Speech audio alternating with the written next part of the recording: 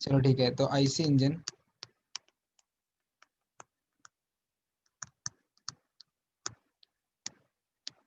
ठीक है। तो आईसी इंजन में हमारे पास जो मेन टर्म है वो है सबसे पहला क्या, इंजन। इंजन होता क्या है? इंजन एक ऐसा डिवाइस हमारे पास है जो हमारे पास जो थर्मल एनर्जी है,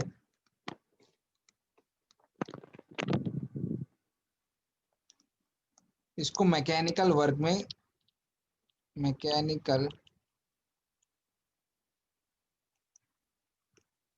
चेंज करते हैं, ठीक है। इंजन हमारे पास एक ऐसा डिवाइस है जो हमारे पास जो थर्मल एनर्जी है, इस थर्मल एनर्जी को मैकेनिकल वर्क में चेंज करता है, ठीक है। अब यहाँ पर जो हम इंजन की बात करने वाले हैं वो हमारे पास क्या है, हीट इंजन, ठीक है।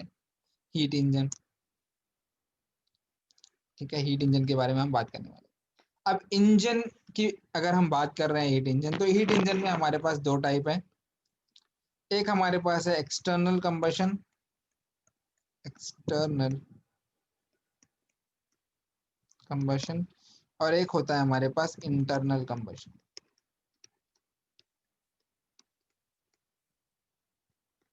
ठीक है। एक्सटर्नल कंबशन और इंटरनल कंबशन। अभी एक्सटर्नल कंबशन इंजन का मतलब ये है कि हमारे पास कंबशन चैम्बर जो है वो आउटसाइड होने वाला है, ठीक है, डिवाइस के आउटसाइड में होने वाला है। और इंटरनल कंबशन जो इसमें जो कंबशन चैम्बर है हमारा वो इनसाइड होने वाला है, ठीक है। एक्सटर्नल कंबशन में जैसे कि हम नाम से भी हम देख सकते हैं कि एक्सटर्नल मतलब आउटसाइड द डिवाइस। अब इसकी एक एग्जांपल क्या हो सकती है, देखो हमारे पास जो आपने वो देखा होगा, क्या बोलते हैं, एप्लीकेशन ऑफ थर्मोडायनेमिक्स में स्टीम पावर प्लांट जो थी, उसमें हमारे पास कैसा था, उसका फ्लो कुछ इस तरह था कि हमारे पास कंबशन चैम्बर है, कंबशन चैम्बर से हमारे पास जो फ्लो होके कहाँ जाता है, टरबाइन में जाता है, ठीक है। सो वर्क जो हमें मिल रहा है, टरबाइन में जो वर्क हमें मिल रहा है, वो उसके लिए जो कंबशन चेम्बर है, कंबशन चेम्बर जो थर्मल एनर्जी है वो कहाँ है, आउटसाइड द डिवाइस है, ठीक है। तो ये जो एग्जांपल वहां पर एक्सटर्नल कंबशन इंजन की है। इंटरनल कंबशन में हमारे पास पिस्टन सिलेंडर अरेंजमेंट होता है। ये हमारा पिस्टन है, सिलेंडर है। इसमें क्या होता है, हमारे पास यहाँ फ्यूल एयर आती है, यहाँ हमारे पास स्पार्क प्लग होता है, यहाँ पर एक्सप्लोजन होता है, और थर्मल एनर्जी जो है वो हमारे पास मैकेनिकल एनर्जी में कन्वर्ट होती है। मतलब ये कि जो हमारे पास कंबशन होगा वो इनसाइड द चैम्बर होगा, ठीक है। तो इसके लिए हमारे पास जो इंटरनल कंबशन है उसकी एग्जांपल हमारे पास पिस्टन सिलेंडर अरेंजमेंट हो जाता है। और एक्सटर्नल कंबशन जो है उसका एग्जांपल हमारे पास जो स्टीम पावर प्लांट है, जिसमें हमारे पास कंबशन चैम्बर जो आउटसाइड द डिवाइस होने वाला है, ठीक है। सो हमने एक चीज तो हमें पता चल गया कि जो इंजन है हमारा वो थर्मल एनर्जी को क्या कर रहा है, मैकेनिकल वर्क में कन्वर्ट कर रहा है, ठीक है। जिसकी दो टाइप हमारे पास, एक तो एक्सटर्नल कंबशन और एक तो क्या है, इंटरनल कंबशन इंजन, ठीक है। हमारा जो फोकस है वो है इंटरनल कंबशन इंजन के ऊपर, ठीक है। सो इंटरनल कंबशन इंजन जो होगा वो हमारे पास दो टाइप के होंगे। एक तो होगा एसआई इंजन और एक होगा सीआई इंजन, ठीक है। अब एसआई इंजन क्या है, स्पार्क इग्निशन, और सीआई इंजन क्या है, कॉम्प्रेशन इग्निशन, ठीक है। अब स्पार्क इग्निशन क्या है, स्पार्क इग्निशन में हम क्या करते हैं, इग्नाइट इग्निशन जो करते हैं उसके लिए स्पार्क यूज करते हैं। और कॉम्प्रेशन इग्निशन क्या होता है, कॉम्प्रेशन इग्निशन में हम क्या करते हैं, इतना ज्यादा कॉम्प्रेशन रेशो प्रोड्यूस करते हैं कि हमको सिर्फ फ्यूल को इंजेक्ट करना पड़ता है, वहां किसी भी स्पार्क प्लग की जरूरत नहीं होती है, ठीक है। स्पार्क प्लग के एग्जाम्पल किस तरह है, देखो सपोज हमारे पास एक पिस्टन सिलेंडर अरेंजमेंट है, ठीक है, पिस्टन सिलेंडर अरेंजमेंट है। यहाँ हमारे पास ये पिस्टन है, ठीक है। यहाँ पर हमारे पास क्या होता है, इनलेट वॉल होता है, यहाँ पर हमारे पास एग्जिट वॉल होता है या आउटलेट वॉल, ठीक है। यहाँ हमारे पास होता है स्पार्क प्लग, ठीक है, स्पार्क प्लग, जहां से हमारे पास स्पार्क प्रोड्यूस होती है, ठीक है। हमारे पास एयर फ्यूल मिक्सचर जो होता है वो यहाँ से इस इनलेट वॉल्व से अंदर आता है, ठीक है। यहाँ हमारे पास पिस्टन है, ठीक है, ये पिस्टन नीचे मूव होती है, ठीक है। नीचे हमारे पास जो वॉल्यूम है सिलेंडर का वो दो पार्ट में डिवाइड होता है। एक तो होता है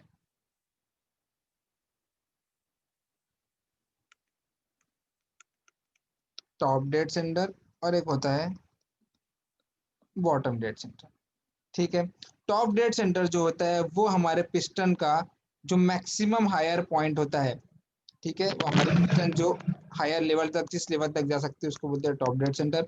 और सिलेंडर के जो लोवेस्ट लेवल तक पहुंच सकता है उसको बोलते हैं बॉटम डेड सेंटर। ठीक है, जब हमारे पास पिस्टन बॉटम डेड सेंटर से अगेन टॉप डेड सेंटर पर जाती है तो क्या करती है, कॉम्प्रेस्ड करती है। हमारे पास कॉम्प्रेस्ड किसको करती है, एयर एंड फ्यूल मिक्सचर को। एक चीज मुझको पता है कि अगर मैंने कॉम्प्रेशन कभी भी किया तो कॉम्प्रेशन करने से मेरा टेम्परेचर इंक्रीज करेगा एंड प्रेशर भी इंक्रीज करेगा। टेम्परेचर और प्रेशर अगर इंक्रीज किया है तो यहाँ जो स्पार्क प्लग है, इस स्पार्क प्लग से हमारा स्पार्क प्रोड्यूस होता है।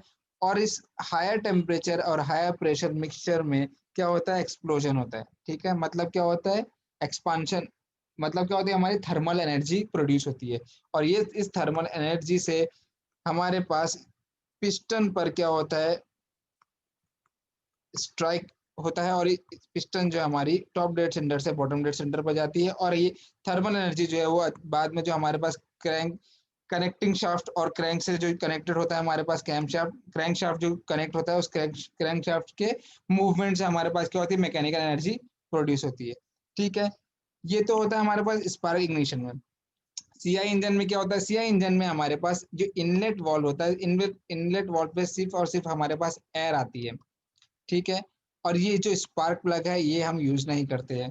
अब इसका रीजन ये होता है कि एयर जो हमारे पास जो सीआई इंजन होता है, सीआई इंजन के लिए कॉम्प्रेशन रेशो हम बहुत ज्यादा हाई रखते हैं। कॉम्प्रेशन रेशो बहुत ज्यादा हाई रखते हैं। अब इस कॉम्प्रेशन रेशो को हाई रखने से जो हमारे पास टेम्परेचर और प्रेशर होता है वो ऑलरेडी इंक्रीज होता है, मतलब ऑलरेडी ज्यादा होता है। ठीक है, तो हम क्या करते हैं, एयर सिर्फ इनलेट वाल्व से अंदर लेते हैं। कॉम्प्रेशन और प्रेशर बहुत ज्यादा हाई होने की वजह से सिर्फ हम क्या करते हैं, यहाँ पर एक फ्यूल इंजेक्टर यूज करते हैं, फ्यूल इंजेक्टर। ठीक है, और इस फ्यूल इंजेक्टर से क्या होता है, सिर्फ पार्टिकल्स में फ्यूल, जो हमारे पास फ्यूल पार्टिकल्स है वो क्या करते हैं, इंजेक्ट होते हैं। ठीक है, और हाई टेम्परेचर और प्रेशर से ये जो पार्टिकल्स ऑफ फ्यूल है इसमें क्या होता है, इग्निशन होता है। और इस इग्निशन से हमारा जो हीट जनरेट होती है और इस हीट को हम यूज करते हैं मैकेनिकल वर्क में कन्वर्ट करने के लिए थ्रू क्रैंक और कनेक्टिंग शाफ्ट। ठीक है, क्रैंक रॉड और कनेक्टिंग शाफ्ट से। ओके, सो हमारे पास जो सीआई इंजन है और सीआई इंजन और एसआई इंजन है, इन दोनों को एनालाइज करना है 3 साइकिल के साथ। ठीक है, जहां मैंने ऐसा इंजन बोला इसका मतलब ऑटो साइकिल, जहां मैंने सीआई इंजन बोला मतलब डीजल साइकिल, और इन दोनों का कॉम्बिनेशन एक, इसको हम बोलेंगे डुअल साइकिल। ठीक है, सो हमारे पास इंजन था, उसके दो एग्जांपल थे, एक एक्सटर्नल इंटरनल। इंटरनल में हमें दो इंजन को देखना है, एक तो ऐसा इंजन, एक सीआई इंजन। अब ऐसा इंजन जो हमारे पास spark plug, spark ignition engine है, इसका मतलब ये हम वहां पे स्पार्क प्लग यूज करेंगे फॉर इग्निशन। और सीआई इंजन का मतलब ये होता है कि हमारे पास कंप्रेशन इग्निशन, मतलब ये है हमारे पास कि हम यहाँ से स्पार्क प्लग को हटा करके एक फ्यूल इंजेक्टर का यूज करने वाला है। ठीक है, फ्यूल इंजेक्टर का यूज करने का हमारे पास एक ही रीजन ये है कि हमारे पास कंप्रेशन रेशो जो है वहाँ बहुत ज्यादा हाई होता है। इसलिए हमें सिर्फ और सिर्फ क्या करना होता है, खाली फ्यूल के पार्टिकल्स को इंजेक्ट करना होता है इग्निशन के लिए। ठीक है, but as compare to CI engine, ऐसा सीआई इंजन, हमारे पास ऐसा इंजन जो होता है उसका कंप्रेशन रेशो बहुत कम होता है। अब कंप्रेशन रेशो कम होने की वजह से हमें क्या करना पड़ता है कि स्पार्क प्लग यूज करना पड़ता है जो हमें हीट, जिसकी वजह से हमारा जो एयर फ्यूल मिक्सचर है वो क्या हो, बर्न हो सके। ठीक है, और हमारे पास थर्मल एनर्जी जो है वो मैकेनिकल एनर्जी में कन्वर्ट हो सके। अब जो ऐसा इंजन और सीआई इंजन हमारे पास है उसमें हमें कुछ साइकिल को एनालिसिस करना है। उसमें है ऑटो साइकिल, मतलब ऐसा इंजन के लिए। ठीक है, डीजल साइकिल मतलब सीआई इंजन के लिए। और उन दोनों का कॉम्बिनेशन एक है और डुअल साइकिल। ठीक है, अब एक चीज मुझको ध्यान में रखना है ये कि हम जो एनालिसिस करने वाले हैं, जो भी एनालिसिस करने वाले हैं, एनालिसिस, वो एनालिसिस जो होगा वो एयर स्टैंडर्ड साइकिल पर होगा, एयर स्टैंडर्ड साइकिल। ठीक है, अब एयर स्टैंडर्ड साइकिल मतलब ये है कि हम जो भी फ्यूल लेने वाले हैं उसको, उस फ्यूल में हम एयर को क्या करने वाले हैं, एयर को एज अ वर्किंग फ्लूइड लेने वाले हैं। ठीक है, एयर स्टैंडर्ड साइकिल का मतलब ये है कि जित साइकिल जो हम एनालिसिस करने वाले हैं उसमें एयर को हम क्या करने वाले हैं, एज अ वर्किंग फ्लूइड लेने वाले हैं। सो अगर हम एयर स्टैंडर्ड साइकिल को स्टडी करने वाले हैं तो उसके लिए हमें कुछ अजम्पशंस देखने पड़ेंगे। ठीक है, अजम्पशंस देखने पड़ेंगे। क्या है अजम्पशंस? वो सबसे पहला अजम्पशन ये है कि अगर मैं एयर स्टैंडर्ड साइकिल को एनालिसिस कर रहा हूँ तो हमारे पास एयर जो है वो हमारा वर्किंग फ्लूइड होना चाहिए। ठीक है, एयर हमारा वर्किंग फ्लूइड होना चाहिए। दूसरा ये है कि एयर जो है हमारा वो आइडियल गैस की तरह बिहेव करना चाहिए, आइडियल गैस की तरह। थर्ड जो है हमारा, वो मास ऑफ एयर जो है हम ले रहे हैं, मास ऑफ एयर वो कांस्टेंट लेंगे हम। एंड जितने भी प्रोसेसेस होंगे हमारे, प्रोसेसेस वो क्या होने वाले, रिवर्सिबल होंगे। ठीक है, अब ये जो हम यूज कर रहे हैं अजम्पशन कि एयर हमारा वर्किंग फ्लूइड है, आइडियल गैस की तरह बिहेव करेगा, मास कांस्टेंट है और रिवर्सिबल है, ये सारे अजम्पशन इसलिए ले रहे हैं ताकि हमारा जो एनालिसिस है वो इजी हो सके। ठीक है, एनालिसिस जो हमारा इजी हो सके। अब देखो, अगर मैंने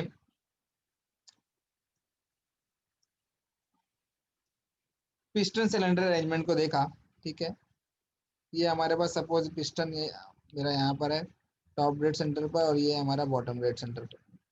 ठीक है, इसको मैंने क्या कर दिया, हॉरिजॉन्टल कर दिया है, टॉप डेड सेंटर और ये है बॉटम डेड सेंटर। ये दो हमारे पास कैसा है, पिस्टन सिलेंडर अरेंजमेंट है। अब एक चीज आपको पता है कि हमारे पास टॉप डेड सेंटर और बॉटम डेड सेंटर तो ये है, ये हमारे पास टोटल वॉल्यूम है सिलेंडर का। ठीक है, उस सिलेंडर में हमारे पास ये जो है पोर्शन, इतना पोर्शन, इतना पोर्शन हम क्या करते हैं, क्लियरेंस छोड़ देते हैं। ये जो हमने क्लियरेंस छोड़ा इसको हम बोलते हैं क्लियरेंस वॉल्यूम, बीसी।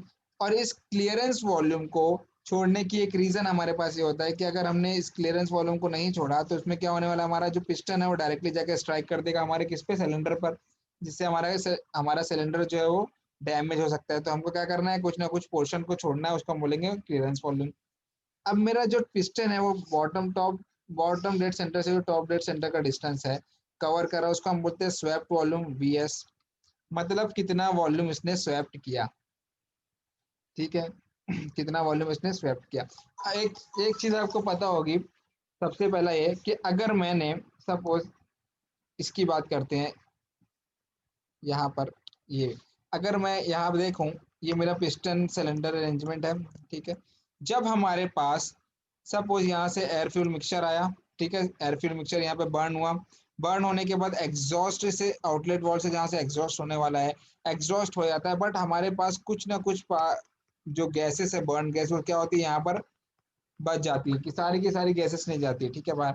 अब क्या होता है, अब ये होता है हमारे पास कि यहाँ पर सिंस जो गैसेस होती है उनका प्रेशर ज्यादा होगा। ठीक है, सो यहाँ से अंदर से हमारे पास क्या होती है, बाहर से हमारे पास अंदर एयर आ नहीं सकती, बिकॉज यहाँ का प्रेशर ज्यादा है। तो हमें पता है कि प्रेशर जहाँ ज्यादा होगा, ज्यादा से कम की तरफ हमारे पास हमेशा फ्लो होता है, तो वो इस तरह फ्लो होगा। तो रीजन क्या होता है कि हमारे पास एयर फ्यूल मिक्सचर वापस आता है, उसका रीजन ये होता है कि यहाँ पर जो हमारे पास पिस्टन होती है, ये जो बची हुई गैसेस होती है वो वापस से इस पर थोड़ा सा प्रेशर लगाती है, जिससे हमारे पास ये जो पिस्टन जो पहले यहाँ पे थी वो यहाँ से कहाँ आ जाती है, नीचे और आ जाती है, यहाँ पर आ जाती है। ठीक है, यहाँ आने के बाद अब प्रेशर क्या होता है, और डिक्रीज होता है, और प्रेशर डिक्रीज होने के बाद अब एयर फ्यूल मिक्सचर आता है। इसका मतलब ये है, इसका मतलब ये है कि एक्चुअली में जो वॉल्यूम हमारे पास आता है एक्चुअली में एयर का, वो इतना आता है। ठीक है, ये वी एक्चुअल होता है।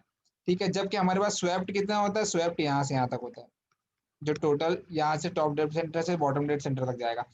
ठीक है, इसका मतलब ये होता है, इसका मतलब ये होता है कि अगर हमारे पास स्वेप्ट वॉल्यूम यहाँ से यहाँ तक है तो एक्चुअल वॉल्यूम जो होगा हमारा वो कुछ कम होगा इससे। ठीक है, ये हमारे पास वी एक्चुअल होगा। ठीक है, और इसी एक्चुअल वॉल्यूम और स्वेप्ट वॉल्यूम, इन दोनों का जो डिफरेंस, इन दोनों का ही जो रेशो होता है वो हमारे पास वॉल्यूमेट्रिक एफिशिएंसी लाता है। ठीक है, वॉल्यूमेट्रिक एफिशिएंसी यहाँ से ही डिफाइन होती है। क्लियर है? सो ये हो गया हमारे पास क्लियरेंस वॉल्यूम, ये हो गया स्वेप्ट वॉल्यूम, और ये हो गया हमारे पास एक्चुअल वॉल्यूम। ठीक है। अब अगर मुझे एनालिसिस करना है तो सबसे पहले मुझे पता होना चाहिए कि स्वेप्ट वॉल्यूम की बेसिक फॉर्मूला क्या होगा और हम किस तरह निकालेंगे। तो स्वेप्ट वॉल्यूम जो हमारे पास है, स्वेप्ट वॉल्यूम, ठीक है, स्वेप्ट वॉल्यूम जिसे हम बी एस से डिनोट करते हैं, वो क्या होता है हमारे पास, π/4 डी स्क्वायर इंटू एल। मतलब क्या है, π/4 डी स्क्वायर क्या हो गया, एरिया हो गया, ये जो हमारे पास पिस्टन है इसका एरिया हो गया, इंटू एल। एल क्या है हमारे पास, ये एल जो है हमारे पास, ये लेंथ जो ट्रेवल किया है हमारा, length travelled by the piston. मतलब पिस्टन ने टॉप डेड, यहाँ से बॉटम डेड सेंटर से टॉप डेड सेंटर तक में कितनी लेंथ को ट्रेवल किया है, वो लेंथ हो गया, इनटू π/4 डी स्क्वायर। ये क्या हो गया, स्वेप्ट वॉल्यूम हो गया उसका।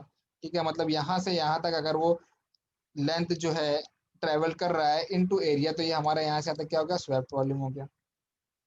ठीक है। एक टर्म हमको बार बार यूज आने वाला है, वो टर्म हमारे पास है कॉम्प्रेशन रेशो। ठीक है, जिसकी बात अभी हमने की भी थी, कॉम्प्रेशन रेशो। ठीक है, इसको हम डिनोट करते हैं आर से। ठीक है, अब ये कॉम्प्रेशन रेशो होता क्या है, कॉम्प्रेशन रेशो होता है, it is the ratio of total volume V of total to the clearance volume V of C. ठीक है, टोटल वॉल्यूम क्या होता है, अब देखो हमारे पास यहाँ से यहाँ तक का जो वॉल्यूम है पूरा ये सिलेंडर का, ये इसको हम बोलेंगे टोटल वॉल्यूम। ठीक है, मतलब टोटल वॉल्यूम जो है हमारा, वो clearance volume and swept volume का क्या है हमारे पास, सम होगा। ठीक है, तो कॉम्प्रेशन रेशो जो हमारे पास है आर, वो क्या होगा, V C plus V S divided by V C. ठीक है, जहाँ पे V C plus V S क्या है हमारे पास, टोटल वॉल्यूम, और वी सी क्या है हमारे पास, क्लियरेंस वॉल्यूम। ठीक है, सो एक तो ये हो गया कॉम्प्रेशन रेशो, एक हो गया स्वेप्ट वॉल्यूम। ये जो दो टर्म्स है, ये टर्म्स बार बार हमको यूज होने वाले हैं। ठीक है, एनालिसिस में किसके, तीन साइकिल्स के, auto cycles, diesel cycle and dual cycle. ठीक है, अब देखो अगर मैं बात कर रहा हूं ऑटो साइकिल की, ऑटो साइकिल, डीजल या डुअल, इन तीनों साइकिल्स में हमारे पास कुछ प्रोसेसेस जो हैं, प्रोसेसेस वो कॉमन होंगे। अब वो प्रोसेसेस क्या क्या हैं, सबसे पहला रिवर्सिबल आइडियाबैटिक कॉम्प्रेशन। ठीक है, दूसरा reversible adiabatic expansion, and third constant volume heat rejection. ठीक है, अब वो कोई सा भी प्रोसेस रहने दो, वो ऑटो साइकिल रहने दो, डीजल साइकिल रहने दो, या तो फिर डुअल साइकिल रहने दो, इन तीनों साइकिल्स में तीन प्रोसेसेस कॉमन रहने वाले हैं। मतलब ये कि कॉम्प्रेशन अगर होगा तो वो रिवर्सिबल आइडियाबैटिक कॉम्प्रेशन होगा, एक्सपांशन है तो वो रिवर्सिबल आइडियाबैटिक। अब रिवर्सिबल आइडियाबैटिक कोई क्या बोलते हैं, आइसेंट्रोपिक बोलते हैं ना, तो आइसेंट्रोपिक एक्सपांशन या कॉम्प्रेशन, एंड हीट रिजेक्शन जो कि कांस्टेंट वॉल्यूम पर होगी। इसका मतलब ये है कि तीनों में हमारे पास जो डिफरेंस आने वाला है वो एक प्रोसेस में आने वाला है, वो है हीट एडिशन। ठीक है, कि उस साइकिल में हीट एडिशन जो हो रहा है वो प्रोसेस कौन सा है, उस पॉइंट पर हमारे पास ऑटो, ड्यूअल और डीजल ये साइकिल होंगे। ठीक है, सो स्टार्ट करते हैं, सबसे पहला साइकिल जो हमारे पास है ऑटो साइकिल। ठीक है, वो है क्या, ऑटो साइकिल। अब ऑटो साइकिल क्या बोलता है, ऑटो साइकिल या तो फिर इसको ही हम बोलते हैं कांस्टेंट वॉल्यूम साइकिल। ठीक है, अब होता क्या है ऑटो साइकिल में, अगर ऑटो साइकिल की मैं पीवी डायग्राम बनाऊं, ठीक है, पीवी डायग्राम तो कुछ इस तरह बनेगी। ये पीवी डायग्राम है हमारे पास, पी एंड वी, और ये हमारे पास टीएस डायग्राम। ठीक है, टीएस क्वेश्चन न्यूमेरिकल्स को सॉल्व करने के लिए हमारे पास सबसे इंपॉर्टेंट चीज जो है वो ये है कि हमको ग्राफ याद होना चाहिए। ठीक है, अगर हमें पीवी एंड टीएस डायग्राम मुझे पता है तो मैं किसी भी क्वेश्चन को ऑटो साइकिल पर अगर आते हैं तो उसको मैं सॉल्व कर सकता हूँ। ठीक है, अब देखो मुझे पहली चीज पता है कि हमारे पास जो कंप्रेशन होने वाला है वो रिवर्सिबल आइडियाबैटिक कंप्रेशन होने वाला, मतलब प्रोसेस 1 to 2 जो हमारा है 1 to 2, वो कैसा है 1 to 2 रिवर्सिबल आइडियाबैटिक कंप्रेशन। अब ऑटो साइकिल में जो हीट एडिशन होने वाला है वो मैंने बोला कि कांस्टेंट वॉल्यूम पर होगा। इस वही रीजन है कि हम इसे क्या बोलते हैं, कांस्टेंट वॉल्यूम साइकिल भी बोलते हैं। तो हमारे पास हीट एडिशन जो होगा at a constant volume, constant volume मतलब प्रोसेस यहाँ से यहाँ जाने वाला हमारा 2 to 3 कांस्टेंट वॉल्यूम। ठीक है, 2 to 3। ठीक है, नाउ 3, अब हमारे पास जो एक्सपांशन होने वाला है वो मैंने बोला कि एक्सपांशन कैसा होगा, रिवर्सिबल आइडियाबैटिक, मीन्स अगेन वो यहाँ से इधर जाएगा 3 to 4। एंड ये चीज अगेन प्रोसेस नंबर 4 to 1 जो अगेन हमारे पास कॉमन होगा, क्या होता है कांस्टेंट वॉल्यूम हीट रिजेक्शन, मतलब constant volume heat rejection 4 to 1, ये कांस्टेंट वॉल्यूम। ठीक है, ये हमारे पास प्रोसेसेस है। ठीक है, ये हमारे पास प्रोसेसेस है। अब मुझे एक चीज पता है कि D S is equal to क्या होता है, डी क्यू बाई टी। ठीक है, ये देख लेते हैं हमारे पास, बिकॉज रिवर्सिबल हमारे पास रिवर्सिबल साइकिल है सारे, तो सेकंड लॉ से क्या हो सकता है, D S is equal to D Q by T. अब देखो एक चीज मुझे पता है कि अगर हमारे पास आइसेंट्रोपिक प्रोसेस है, आइसेंट्रोपिक प्रोसेस, तो आइसेंट्रोपिक प्रोसेस के लिए हमारे पास चेंज इन एंट्रोपी क्या होती है, जीरो, या हम बोलते हैं एंट्रोपी सेम होती है दो पॉइंट के बीच में। ठीक है, हीट एडिशन अगर हो रहा है, हीट एडिशन अगर प्रोसेस में हीट एडिशन हो रहा है तो इसका मतलब ये है कि एंट्रोपी जो हमारी एंट्रोपी वो इंक्रीज होगी।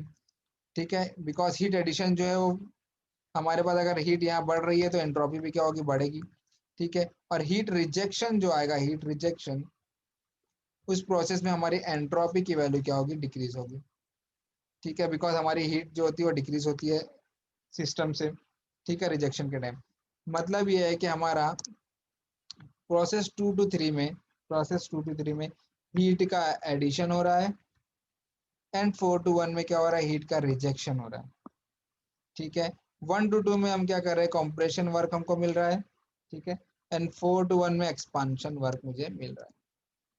ठीक है, अब देखो प्रोसेस 1 to 2 आइसेंट्रोपिक है, सो 1 to 2 तो हमारा आइसेंट्रोपिक मतलब एंट्रोपी कांस्टेंट, टू 1 to 2 तो मेरा इस तरह का प्रोसेस जाएगा 1 to 2।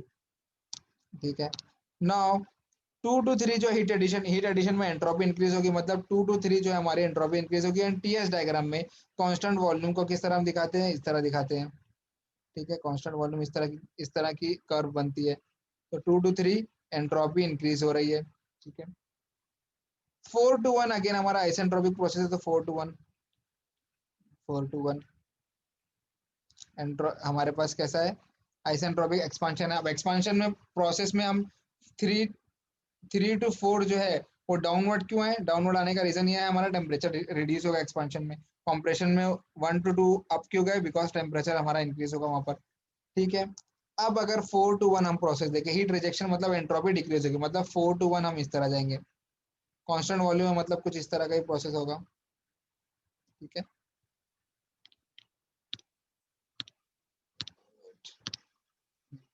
4 to 1 कुछ इस तरह। ठीक है, और एंट्रोपी क्या हो रही है, हमारी डिक्रीज हो रही है, मतलब टीएस डायग्राम में जो हमारे पास ग्राफ बनकर आएगा वो कुछ इस तरह, और पीवी डायग्राम में इस तरह, पीवी डायग्राम में इस तरह ग्राफ, टीएस डायग्राम में इस तरह ग्राफ। प्रोसेस 1 to 2 जो हमारा है, प्रोसेस 1 to 2 वो क्या है, आइसेंट्रोपिक कॉम्प्रेशन है। ठीक है, 2 to 3 जो है हमारे पास वो क्या है, कांस्टेंट वॉल्यूम हीट एडिशन। ठीक है, 3 to 4 जो है हमारे पास वो क्या है, आइसेंट्रोपिक एक्सपांशन, एंड 4 to 1 वो क्या है हमारे पास, कांस्टेंट वॉल्यूम हीट रिजेक्शन। ठीक है, कांस्टेंट वॉल्यूम हीट रिजेक्शन ये होता है। अब देखो इम्पोर्ट, अच्छा ओके, ग्राफ समझ गया क्या है ऑटो साइकिल का?